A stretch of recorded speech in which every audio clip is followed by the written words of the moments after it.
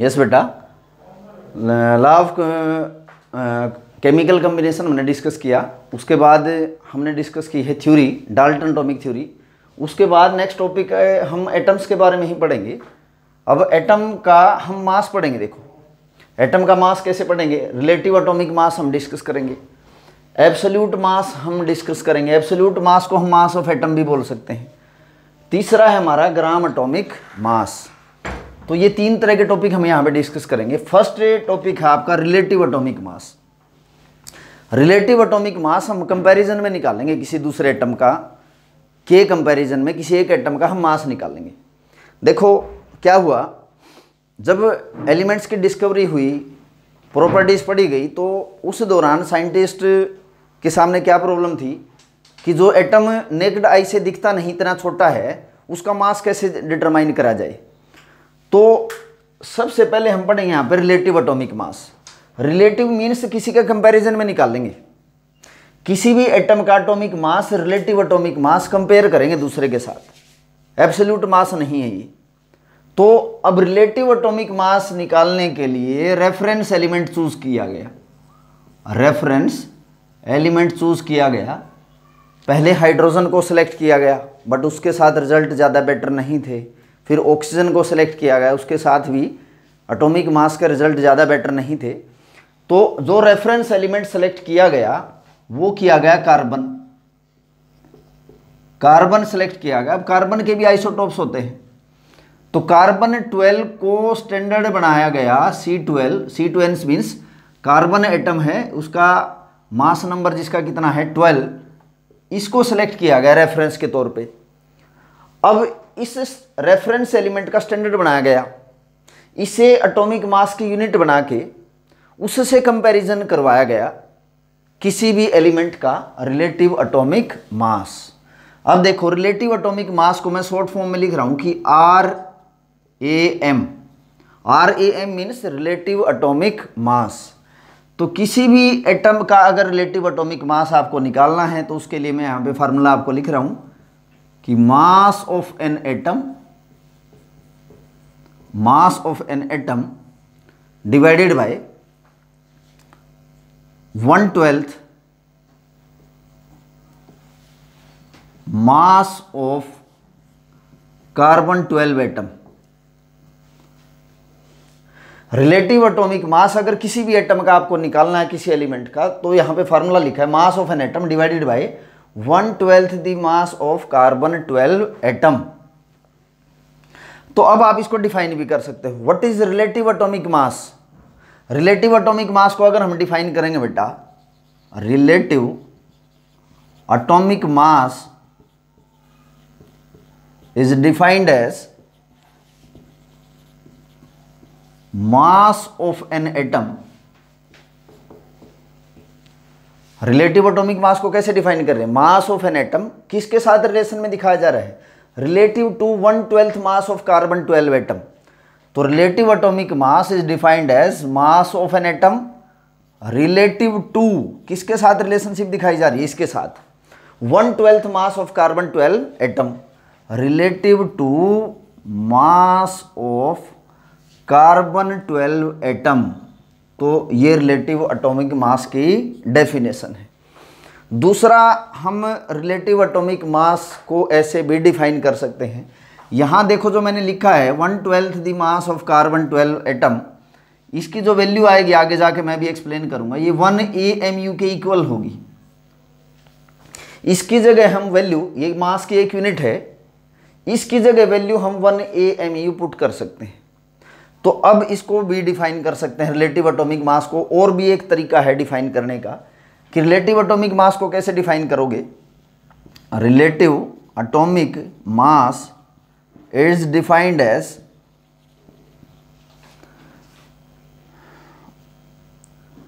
number of times an atom of element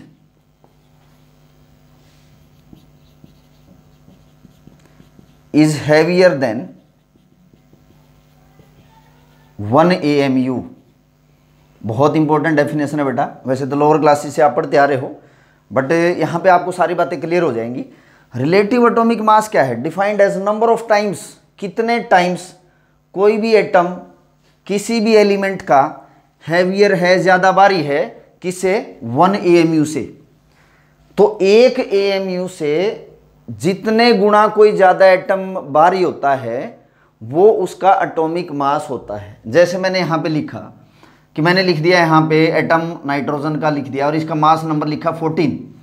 ये nitrogen के ऊपर जो यहाँ पे मास नंबर लिखा हुआ है, एटॉमिक मास जिसको आप बोलते हो, लोअर क्लासेस से पढ़ते आ रहे हो, इसका मतलब ये है कि नाइट्रोजन का एक एटम 14 टाइम्स ज़्यादा हैवियर है किससे? 1 AMU से। तो नाइट्रोजन का एक एटम 14 टाइम्स 14 गुना ज़्यादा हैवी है किससे? 1 AMU से। जैसे ऑक्सीजन का मास नंबर लिख दिया 16। इस 16 का क्या मतलब है? ऑक्सीजन का एक एटम 16 गुना ज़्यादा हैवी है किससे? 1 AMU से। नाइट्रोजन का एटॉमिक मास यहाँ लिख दिया 23 and these are relative atomic mass. तो जो ये 23 लिखा है ये और कुछ नहीं है, ये एक नंबर है। ये हमें क्या डिनोट करता है?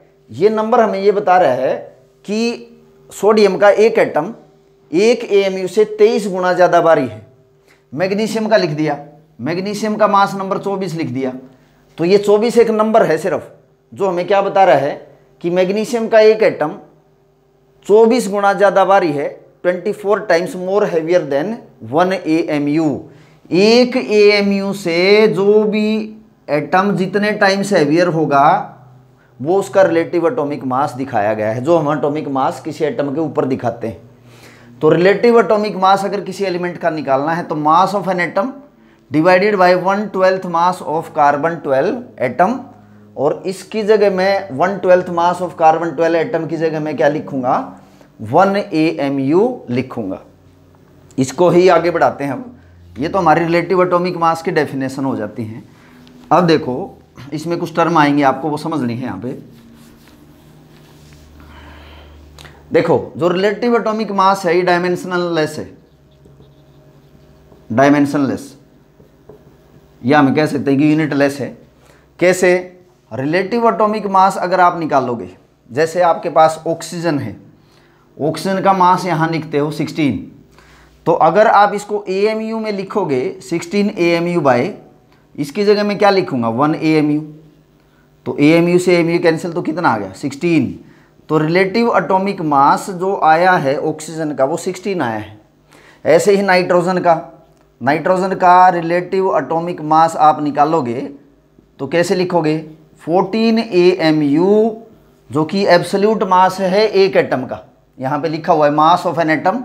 मास ऑफ एन एटम की जगह आप एब्सोल्यूट मास भी लिख सकते हो, किस में? AMU में।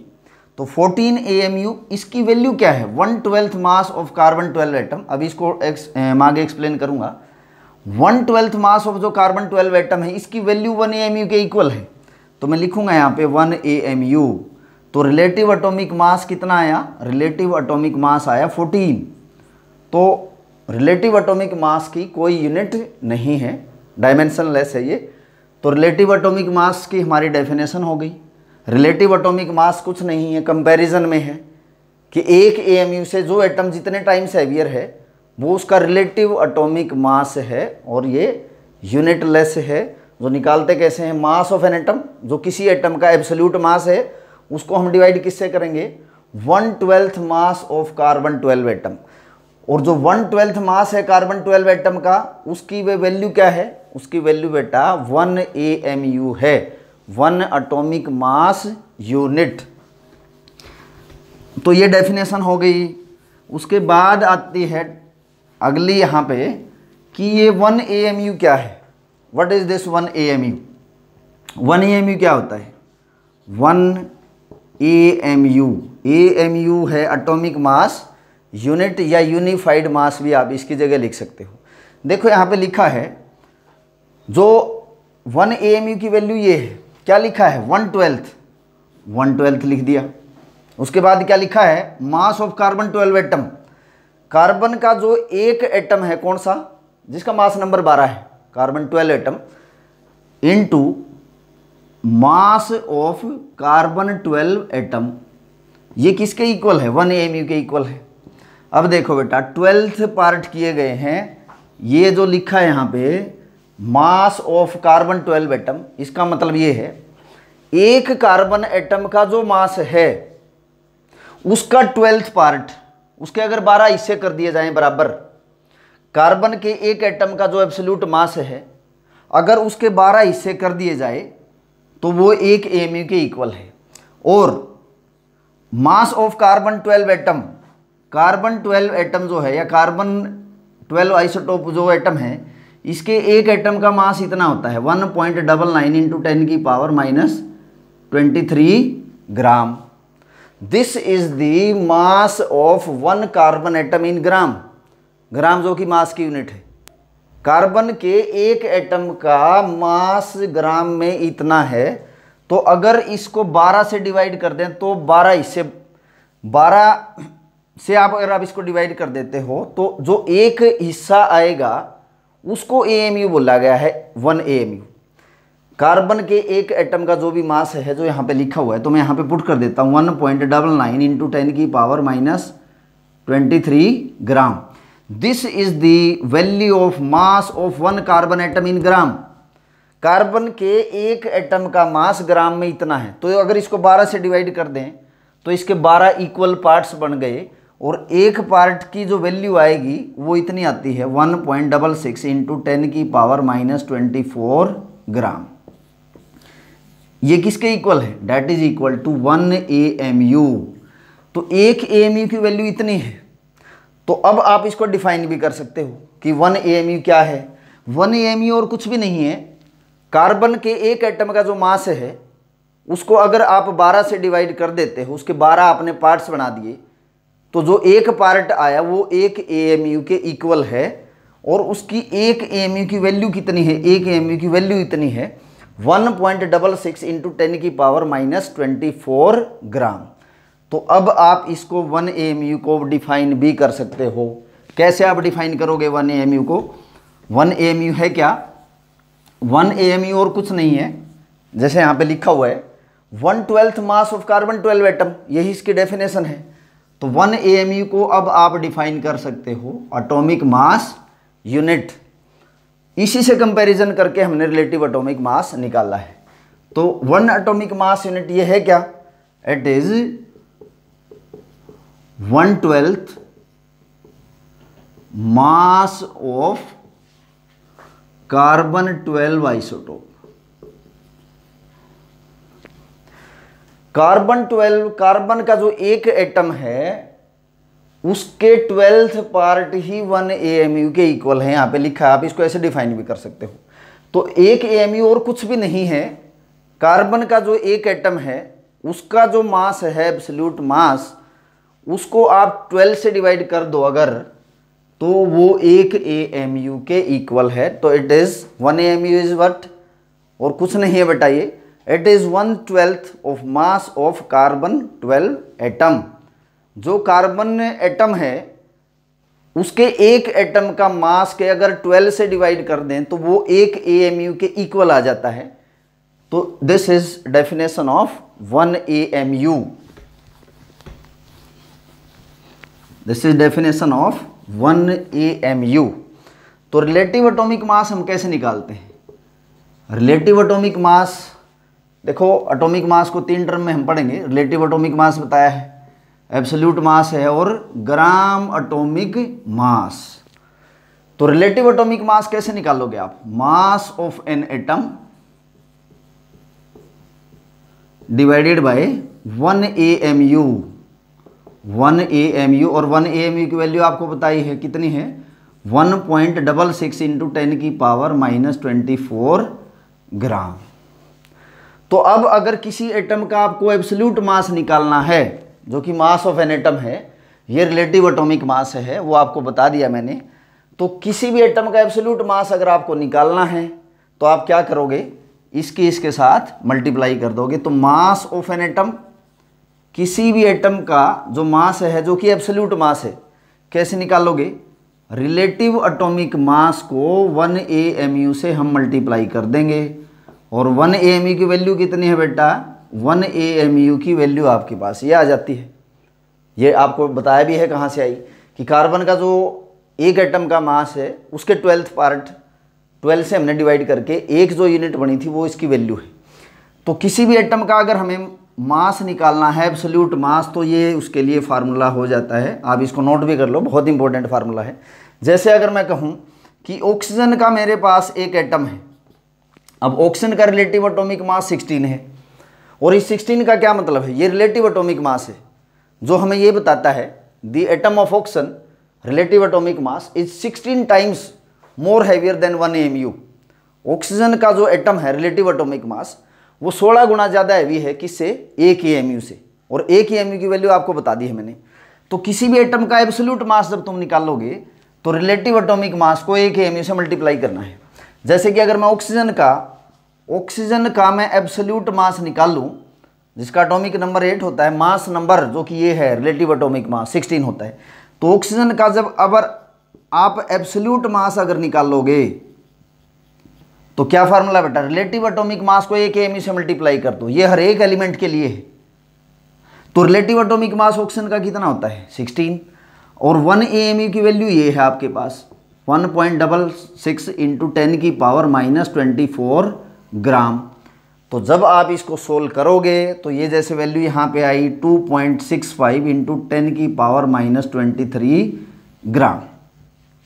ये वैल्यू आ गई, एब्सोल्यूट मास आ गया ग्राम में, यूनिट है यहाँ पे ग्राम में एक एटम का एब्सोल्यूट मास।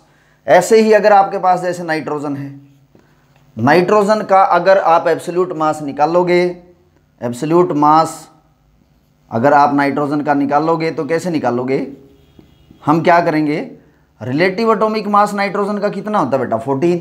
नाइट्रोजन का मास नंबर कितना है, 14 है, जो कि रिलेटिव एटॉमिक मास, इसको किससे मल्टीप्लाई करेंगे, 1.66 इंटू 10 की पावर -24 ग्राम। और ये जब आप इसको कैलकुलेट करोगे तो इसकी वैल्यू आएगी यहाँ पे 2.32 इंटू 10 की पावर -23 ग्राम। तो ये एब्सोल्यूट मास आपका आ गया, किसका है ये, नाइट्रोजन का एब्सोल्यूट मास, जो कि मास ऑफ एन एटम है। इससे हम रिलेटिव एटॉमिक मास भी निकाल सकते हैं। देखो कैसे, ये वैल्यू ध्यान रखना, जैसे ये ऑक्सीजन के एक एटम का एब्सोल्यूट मास है, ये एक एटम का एब्सोल्यूट मास है नाइट्रोजन का। तो अब अगर आपको एब्सोल्यूट मास पता है तो आप रिलेटिव एटॉमिक मास भी वहाँ से निकाल सकते हो। देखो मैं जैसे यहाँ पे एक दो एग्जांपल लेके बताता हूँ आपको कि रिलेटिव एटॉमिक मास हम कैसे निकालेंगे। देखो जैसे मैं कह रहा हूँ कि सपोज मेरे को ऑक्सीजन का मेरे को रिलेटिव एटॉमिक मास कैलकुलेट करना है। तो ऑक्सीजन का रिलेटिव एटॉमिक मास अगर मेरे को निकालना है, relative atomic mass of oxygen, तो मैं क्या करूँगा, मास ऑफ एन एटम को 1 AMU से डिवाइड कर दूंगा। And the what is the absolute mass of oxygen. अगर किसी भी एटम का आपको रिलेटिव एटॉमिक मास निकालना है तो एब्सोल्यूट मास को 1 AMU से आप डिवाइड कर दोगे। तो अब रिलेटिव एटॉमिक मास आपको किसका निकालना है, जैसे ऑक्सीजन का निकालना है, जो कि कितना होता है, 16 है। ये वैल्यू कहाँ से आई, ये आप निकाल भी सकते हो।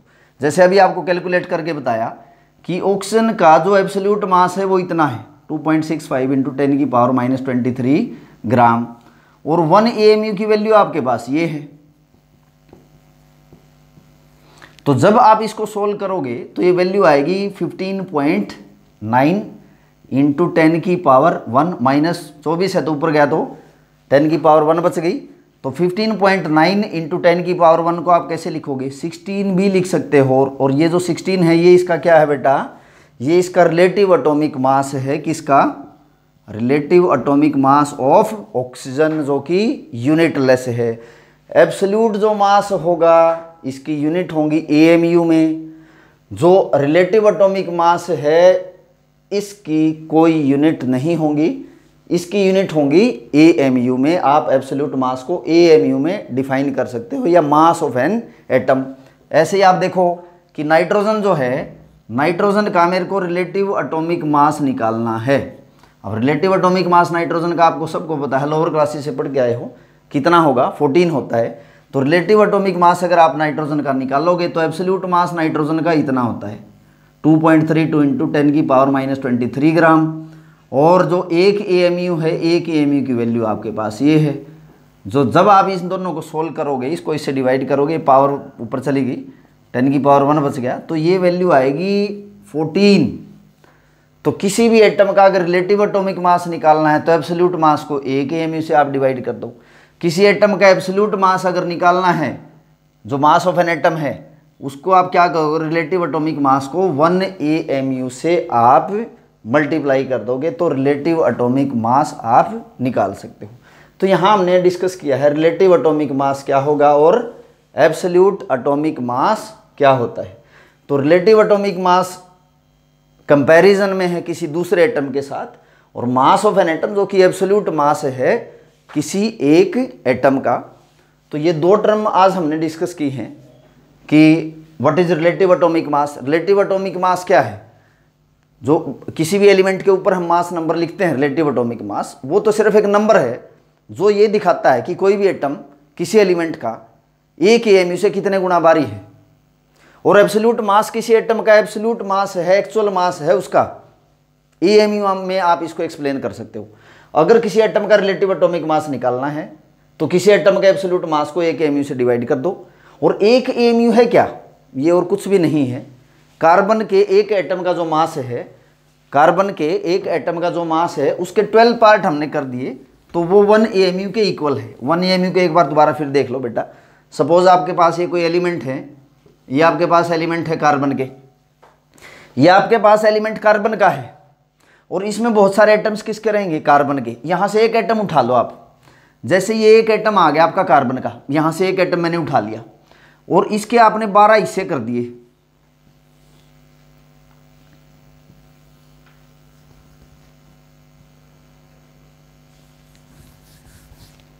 Suppose this is 1 atom of carbon, और आपने इसके 12 पार्ट कर दिए।